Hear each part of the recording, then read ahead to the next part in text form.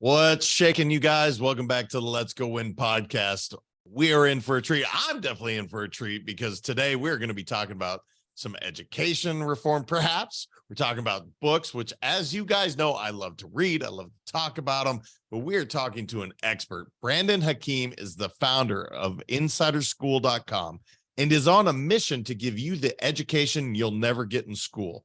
When he was in college, he felt frustrated about the education being taught in school, so he started reading books. Insider School solves this problem by taking the key paradigm-shifting information from books and giving it to you with an easy-to-follow action plan.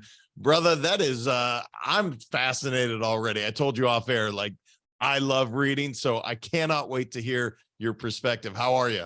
Good. Thank you so much for having me. This is truly my pleasure. And your background, you have all these amazing books. So I'm geeking out a little bit, I'm not gonna lie, but let's get into your story. You're in college and you're like, man, I'm not learning shit that I really need for the real world or something along those lines. And you decide to take your own path. It's a fascinating, I can't wait to hear it. It's so cool. There are actually like two different stages to the story. The first was, I get into this top 10 business school and I'm so excited. I'm thinking I'm going to learn all of these things that I've always wanted to learn to be successful. And I remember sitting in one of those first classes and the thought in my head was, when will I ever use this information? And this frustration built up to the point that I actually went to the dean of the business school and I said, I feel like we're getting an outdated education. And my goal in doing this wasn't to try to tell her, hey, I got you, I know better than you do, but I was really hoping that she'd tell me something that I wasn't considering. And she didn't. She said they're working on it. And that's when I walked out of her office. I'm like, I know that there has to be a better way and I'm going to figure what it is. And that's when I started reading books. So that was like stage one of the story. And then I read 1 book, 2 books, 4 books, over 1,000 books. But then I had one of the scares of my life several years ago. I found an old folder, and inside that folder, I found a list of my goals. And I opened it up, I read it, and my heart sank because everything that was on that piece of paper was still a goal of mine to that day. And I was so confused because I'm like, I've been working so hard. I've been, everyone's like, work hard, education, learn all these things. And I was reading all these books and I'm like, but why hasn't much changed? Why do I feel like I'm in the same spot? And there was so much pain around that. And I didn't know what the answer was. And then I had a flashback to several years before that when I was running a restaurant and I was 22 years old running a restaurant. Managing, people who were in their 30s, 40s, 50s. And I needed to get rid of someone, his heart wasn't there anymore. And I didn't know how to do it. So I went to the library that day. I read a book called Difficult Conversations. I applied the framework in that book that night. And the person quit and thanked me. And I was like, oh my God, this is ridiculous. This is like amazing, right? Like in school, I am learning all this information, so I hope that I can use it one day in the future. And here I was in this restaurant. I read this book that day, and that night I had the conversation, and everything changed. So I had a flashback to that moment when I was reviewing my goals, and I was like, that is what learning really is. It's not about filling your brain with all this information. It's identifying a problem that you have, finding the answer to it in a way that you can apply that day and applying it immediately to get a result. That's learning. Everything else is just collection. And if anything, just keeps you more stuck. So that's kind of my story and what led to what I do now and how I see the world. I have so many questions because 1,000 books, you're not that old, brother. You are either a speed reader or you have an amazing system, which I know we'll get to. This subject of education reform, or what are we really getting out of college? I would say on a weekly basis, I talk about it probably a handful of times every single week. Now, both my wife and I went to college. We both have the idea that our sons are going to go to college. However, we talk about this very subject so frequently. Has anything really changed, brother, since I mean, you're younger than I, or at least you certainly look much younger than I, but has anything changed that should shift why they should or should not go to school? And maybe it's more than that. Maybe the conversation is it's for social, maybe it's to meet people, it's to network. But brother, I'm curious your take on it with your experience. My honest thoughts about school is everyone looks it almost feels like we all just like stick our heads in the sand and pretend like our parents went to school, right? And back then it was more necessary because there weren't like, we don't have the resources that we have today or the opportunities or, things like that. So you had to go use that piece of paper called a diploma and use it to put on another piece of paper called a resume to then get a job somewhere you didn't want to work, probably. But even then, right, it's just like, it's this like conspiracy. And I've actually never even shared this out loud, but I think about it from time to time where like our parents went to school. They also didn't learn much, but they partied, they, just drank a lot, whatever. And I don't know about our parents, but that's really what we did, us, like my generation for the most part, like that's what all my peers were doing. And then we call that an education. We learn, we sit in class, we memorize a few things, we write another piece of paper called the test.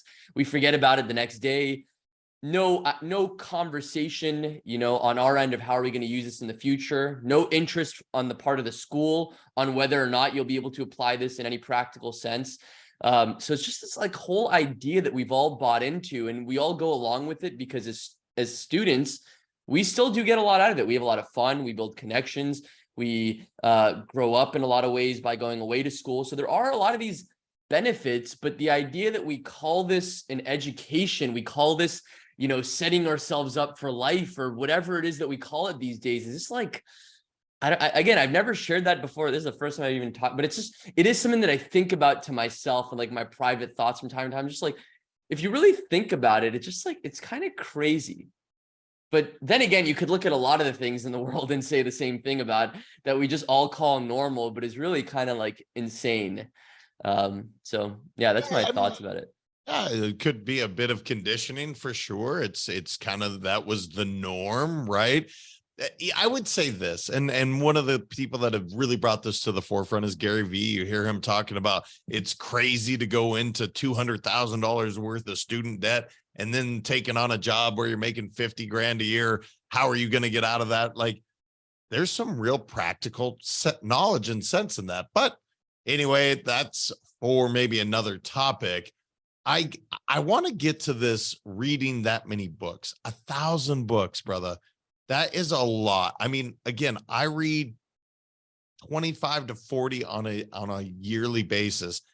How in the world have you been able to, and I'm not even sure how many books you've read at this point, but that's fascinating. And I'm all in. I want to hear how you do this.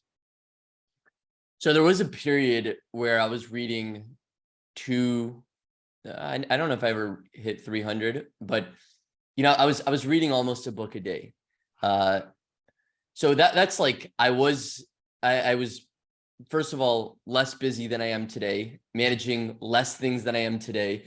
But it was also kind of like, it was my main thing, right? I made a course to teach people how to read 100 or more books a year. And I was practicing what I was preaching and I was putting a lot of time into reading. So of course there's the techniques and all those things. And truthfully, I don't read as many books as I used to because of that. Like I just, again, want to focus on the action, the application, instead of collecting as much information as possible. But yeah, it was that. And I think another big shift for me was this idea of we treat books like assignments. We go to school, you get an assignment, do this project. It's due on, November 15th. And we work on it. And then we get a book, you get like this book right here. And someone's like, all right, you gotta read we think we got to read every word. So we start on page 1, we go to page 2, we go to page 3, and we go all the way to the end.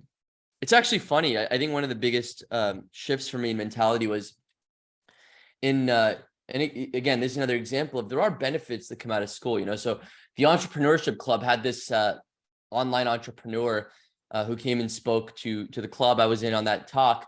And every like 3 seconds, he was quoting another book, and we were all blown away. And somebody raises their hand and they're like, how do you read so many books?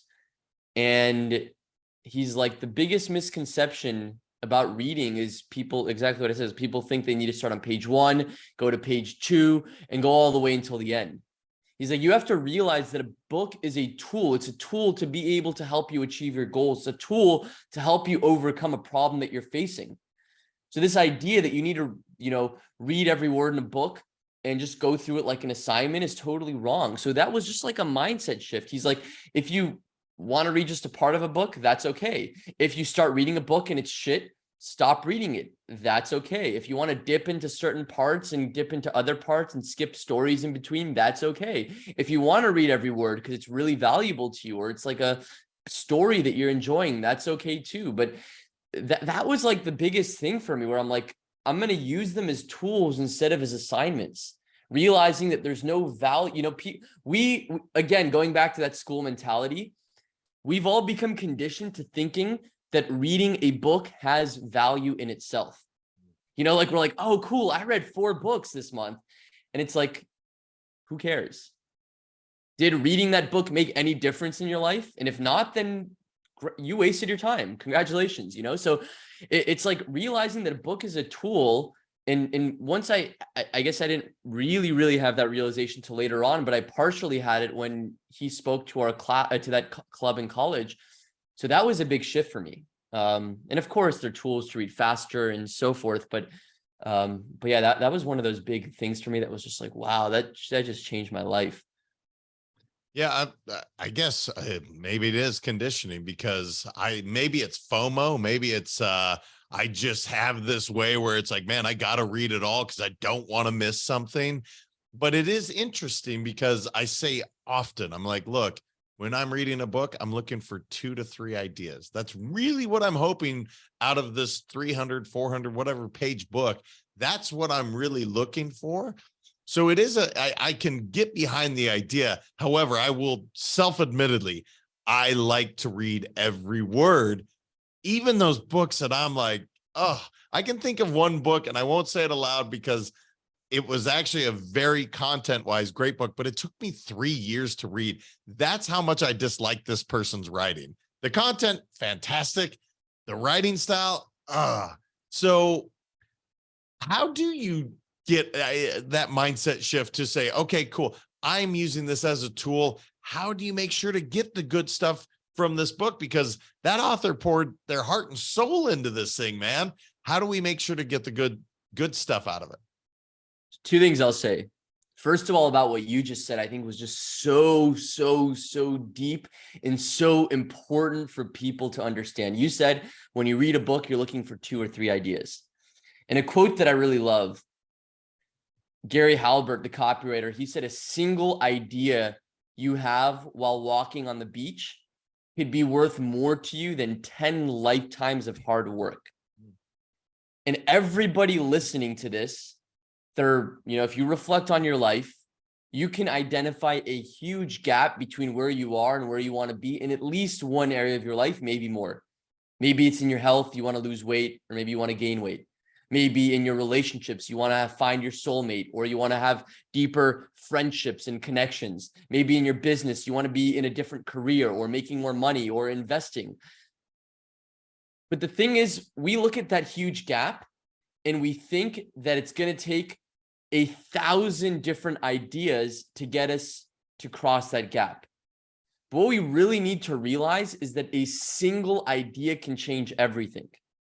And no, I'm not saying that a single idea can take you from where you are to making millions of dollars a month, but a single idea can make a big enough shift between where you are and where you are now for you to say, holy shit, like that is really a game changer. But the thing is, we never look for that single idea. Instead, we look for 1,000 little ideas and we collect them. And then we hope that, okay, one day we'll be able to use them and one day it'll make a difference. Or we feel smarter because now we have it in our brain. But when you change that mindset to a single idea can change everything, and you're always just like, what is my single idea? What is the one thing, this gap that I have in my life? What is the one thing that is going to, that I want to apply that will really make a big shift in that area for me? And if I don't know what it is, then that's why I read this book, so I could find that one thing. Or even better, that's why I reach out to someone who already has the result that I want and ask them so I can identify that one thing. But really the goal of all of this is to identify the gaps in our life and then find, I call it insider learning, 3 steps. Step 1, identify, like find out where you're stuck. Identify a person or book who has, I guess step 1 is identify a person or book who has the answer to some area you feel stuck in. Step 2, extract a single idea that can change everything. And step 3, apply it, or apply it in the most powerful way. Right. So I think that's the big thing of what you talked about, which I think is so deep. Warren Buffett says it too in a different way, where if he finds a single investment out of the whole year of work, all these investments he underwrites and analyzes, if he finds just one in the whole year, the year was a success. And I think that's the mentality we need to take with learning. You could still take it all in, enjoy it. Great. It's great entertainment, whatever. It stimulates your mind. But our number one priority always has to be, wherever you're feeling stuck, what is the single idea that will change everything for me? And never make it up. Find that idea from someone who has the result that you want, whether it's by reaching out to them directly or by reading their book. So that's the main thing there. I think there was another question you asked, but I was so excited about this one that you said that I guess took us down a little bit of a rabbit hole. That's a beautiful rabbit hole, man. Look, now you got me on another path in terms of learn, apply, reflect. That's how I look at these things. As you learn, you go apply it, reflect on, did I do something good?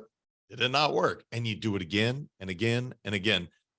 I have a question for you, because I'm looking at your library and I'm just like, yes, because I love physical books.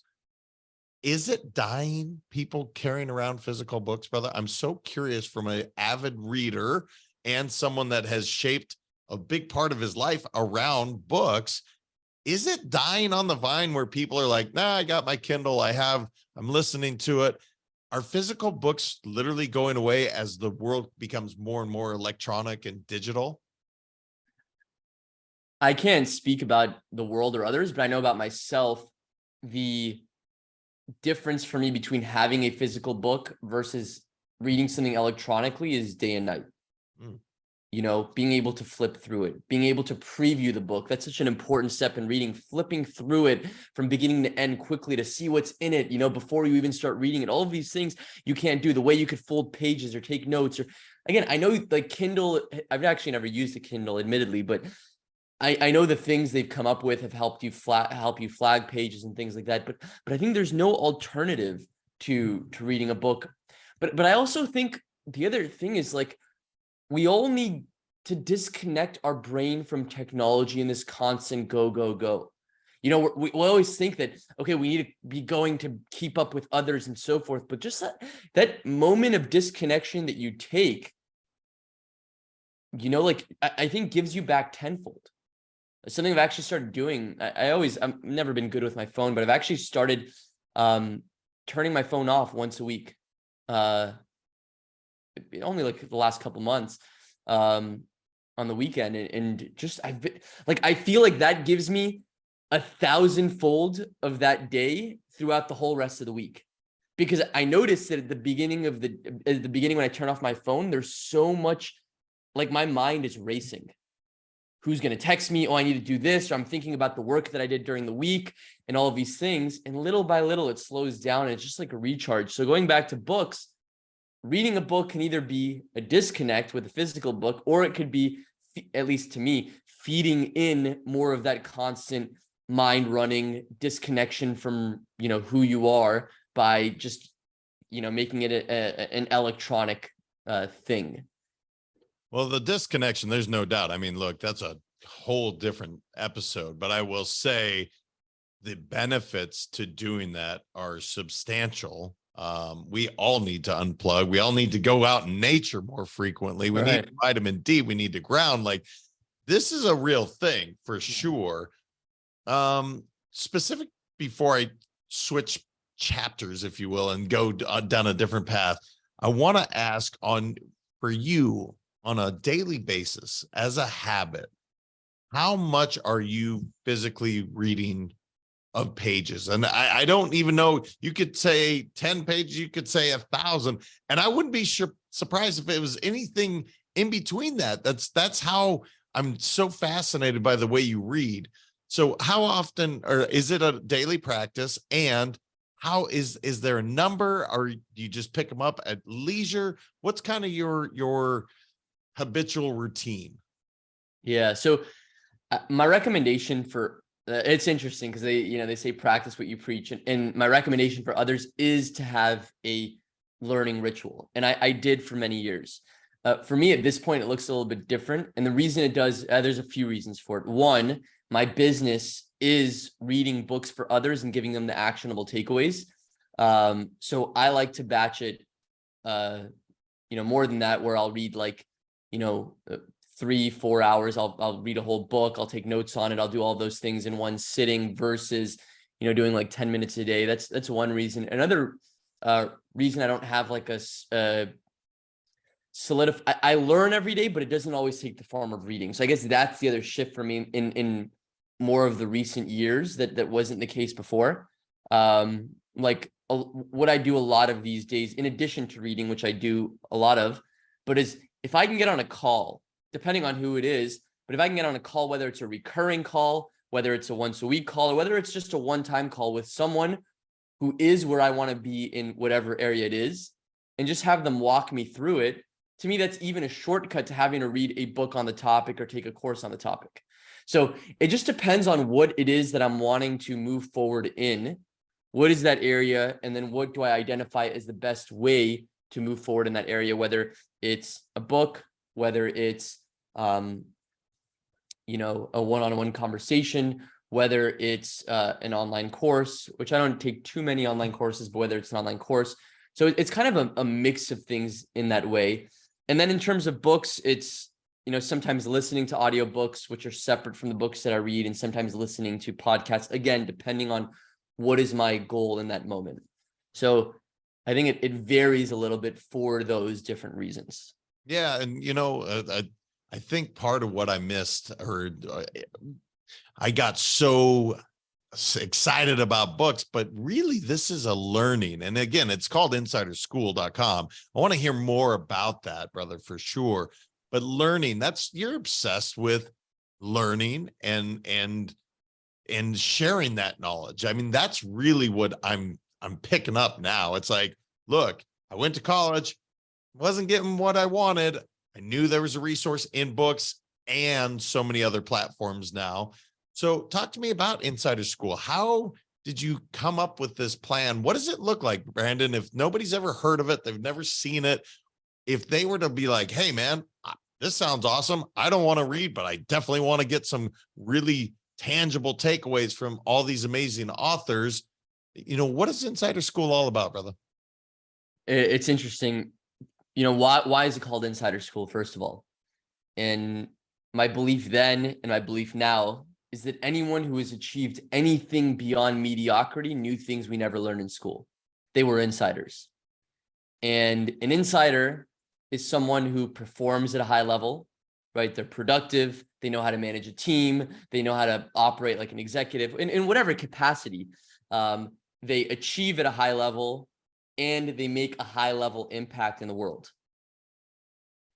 And for me, Insider School is all about, let's find those insiders who perform at a high level, achieve at a high level, make an impact, take their lessons and share them with others, one single idea at a time, because again, a single idea can change everything. So that's what the big idea of Insider School is. The practicality of what it looks like is someone signs up for the membership, and it's basically they're hiring me to go through all of these pages of books. We cover one book a week, but it's not just a summary. Like every single day, I share a single idea, just one idea that can change everything. And not everybody watching that video will be like, all right, this is the idea that I want to apply. But, every weekday for an entire year, they get a different idea from a book that shows them how to apply it, gives them like a story to help them, internalize it and so forth. So it's kind of like just a daily action plan given to you on a silver platter from a book. I think for me, it's basically like what I always wanted. It's to solve all of those pains that I had, which is like, okay, I'm sitting in school, I'm not learning what I want to learn. And then the pain later of, okay, I'm learning all of these things, but it's still not making any difference in my life. So it's like, okay, no, how do we apply this insider learning framework of finding someone who has the answer, extracting a single idea and giving it to you in a way that you can apply? So that's really what it looks like. Yeah, it's really cool, man. I'm going to use the word curriculum just because, again, that's what I know. How do you kind of formulate what this is going to look like? i.e., okay, you're saying daily, and it's like, is it haphazard, or is it like, look, we're going to go from building block A to Z, and this is what it looks like? And I literally, you could tell, I'm interested to see how you get to pick and choose. Hey, man, I heard this podcast. I got to dive in more because this idea could really shape. How does it build on itself so that it all sort of makes sense? Or does it? Maybe our brains it doesn't need to be a linear path, but rather you hear one idea here and it can build over here. How does that look, Brandon? Yeah. Well, first of all, every video and every week is a standalone video and standalone week. And the reason for that is because right, like if it was just like, okay, you had to watch all 300 videos before you could understand this one, then it's just not conducive to reaching the most number of people. But to answer your question of how do we choose what to cover and so forth, and I think this is helpful for even people that aren't part of the membership, but just to think about it in this way. Okay, if the goal of all of everything is to become an insider, perform at a high level, achieve at a high level, make a high level impact. In order to do that, this is actually a realization I had once. I was having a really hard day. I lied down on bed and I was just like, if I need to figure out life, like what does it come down to? And I realized it's kind of like a pyramid. And the way to like overcome my stuckness, because we all feel stuck in different areas of life, no matter how hard we work or how many books we read, is we have to go in it in a particular order. And I came up with the beginning, the base of it is our emotional reactivity. We all have like emotions, traumas, things that we are holding on to from childhood, from adolescence, from our teenage years, from even our, more recent years, that dictate what is and isn't possible for us. Now, I know kind of we're getting off the deep end a little bit, but I'll tie it back to your question. But so I think dealing with that, first of all, is very important. And it's not, it is, you could call it a spiritual thing or an emotional thing, but it's really a business thing, a career thing, a success thing, an impact thing, because there's this quote I love. It says, the more you let go, the more you're able to bring in. And none of us put any focus into letting things go. And we don't have tools. Nobody talks about these tools of how are we going to let go of all this bullshit and garbage that we carry around with us everywhere. So I identify like that's the beginning of it. That's the domino that tips everything else. And the way that I like to think about it is like, we want to play in the Super Bowl, right? So we're in this Super Bowl arena, but we filled the arena with so much garbage and rotting food that we can't even move around on the field anymore. Our field has become like a 1 square foot by 1 square foot box, or for maybe others, a 5 by 5 box. So this idea of emotional reactivity is one that I think a lot about. I think it's just really the foundation. And then from there, it's our health. What is our energy level like, our health, so forth. And then from there is our career, learning to operate like an executive. And then from there is our relationships, which is how do we interact with others? How do we build a team? How do we have, relationships that elevate us and so forth. So in terms of what the curriculum covers, it covers those 4 areas with the ultimate goal of becoming an insider. So say those four one more time for me. I heard health, but I wanted to hear everything you were saying. So give me the four subject matters, because I wanted to try something. I was going to throw out a word and say go, because I'm just so interested to be like leadership and just have you go on this, like, because you have so much knowledge. But tell me the four subjects again. So emotional reactivity, okay. Letting go of things, becoming the you could say like biggest version of ourselves that you can. Then there's health, which is really your energy levels, your well-being, all of these things. And those are like, and then there's career, which is really the I think the meat of what we cover. But you need those other two in order to be able to give as much as possible into your career. And then there's relationships, which I feed into the career a lot, right? Because if you have if you have the right intimate relationship and you're right, like that is probably the biggest success hack there is, for example. So understanding how to have powerful relationships with with your partner, with friends, with your team, all of these things. So that's why those are the four areas that we cover. I love it. So if I were to say, hey, brother, mindset, for instance, it's sitting up on my wall. I say mindset matters almost every time, or I'm wearing a shirt that says leaders simplify. Leadership is a huge thing for me. If I were to say, hey, Brandon, mindset, would you have like, all right, man, in your Rolodex of all of this knowledge you've accumulated over time where you could just boom, boom, boom, boom, boom. Is that kind of how it looks in your brain? I'm just curious, because the ability to have all of this knowledge in one human being is fascinating, and you're actually putting it out to the world, which is awesome. But how does that work? If I say a word, does it just come up and you're like, I see a book, I see this? Is that how your brain looks? I don't know if it looks quite like that, but like when you say mindset, for example, I think of like, some different books come to mind, or leadership. I'm like, oh yeah, I remember reading that book or that book. But I the way that I think more is in terms of problems to be solved. It's like, okay, this is an area where someone feels stuck in, or I feel stuck in, or okay, based on that problem, what are the different resources, tools, action steps that somebody could take to overcome that stuckness and get to their next level? Gotcha. I'm just curious, like, because you've read so much, do you have your top 5, top 10 books where you're just like, this has just been such a big part of me, of what's really shaped the way I think? Because I know it's not all books, and I realize that you're learning from all sorts of areas, but being as well read as you are, do you have that list where you're just like, man, I wish everybody would check these out, not just through Insider School, but literally physically pick it up, because this will radically shift the way you see the world? I think the book that started me on a journey. Well, first of all, for me, those books are the books that I read earliest on because they had the most outsized impact. So The Power of Now is a book that I had at the time, it wasn't even Audible. It was just CDs that I had in my car and I listened to on repeat. I probably listened to that book like 10 times. And I think understanding the importance of that book, and for me, that book was more a call to action than just like, oh, cool, I understand, live in the present moment. It's like, no, this is what life is about.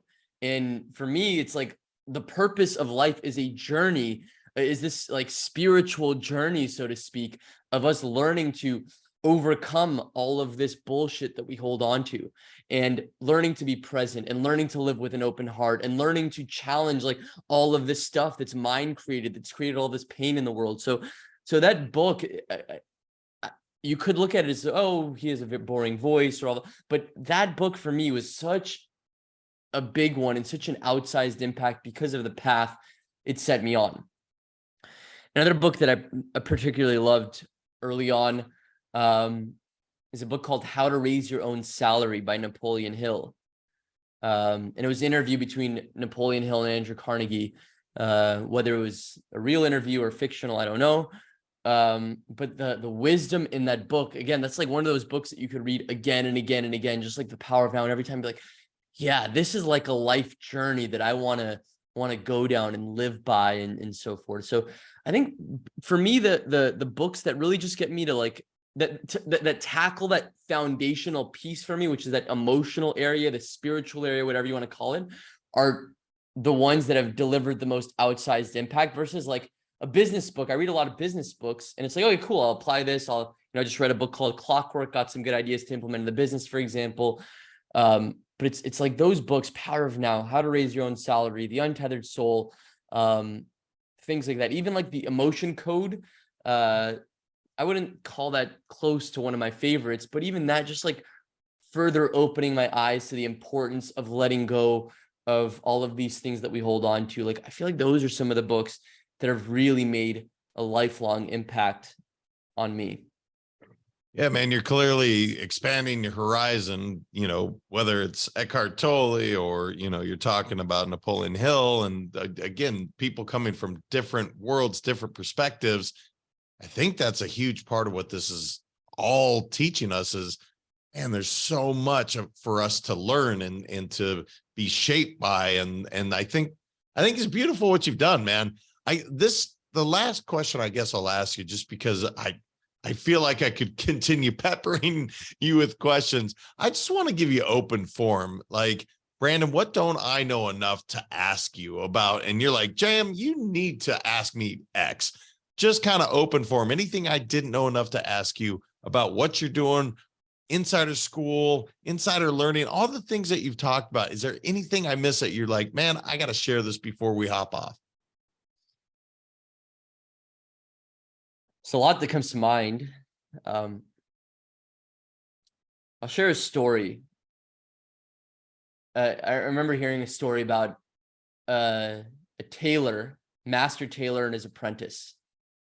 And the apprentice works for the tailor a few days, and a few days into it, he starts doing it his own way. He's like, oh, I understand what the tailor does. Now let me add my own innovations to it. And the tailor comes and interrupts him and says, no. First you do it my way, then you do it your way. And I think that's a life lesson for all of us. And that's really what insider learning is about.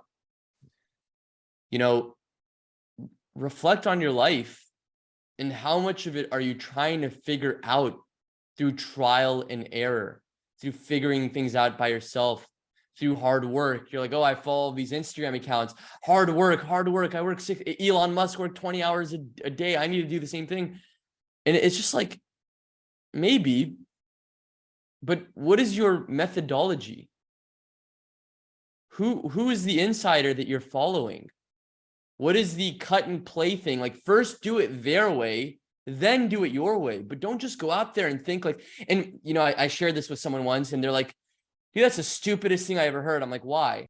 And he's like, because an entrepreneur is all about creating something new. And that's true.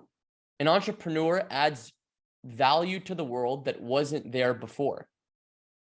But within that new idea, there are so many things that a smart entrepreneur will take from other entrepreneurs to be able to do it. If they have investors, they'll set up the structure of the company in a way that others have set up before. They will hire the roles that others have hired before. They will use the project management tools that others have used before. They will use the team building and core, the same core values that others have used before. Like all of these things, like, yes, okay, maybe your idea is new, but even within that, there are so many elements that you would be stupid to just figure out by yourself. Life isn't long enough to do that. And I think that it's just the most important thing. And I think the other thing too is if someone is feeling stuck, the area to tackle first is the bottom of the pyramid. How are you going to deal with the emotional stuff inside? Whether it's transcendental meditation, whether it's the emotion code, whether there's so many things, whether it's somatic work, Peter Levine's work, whatever it is, but how are we going to tackle that side of it? Because what I found is things, when you shift the energy inside of you, things shift in the outside world. And it's not just about, let me just work harder and just keep grinding. And hopefully one day I'll get to the result. Like you can, every ounce that you change inside makes an outsized impact in the results you get outside.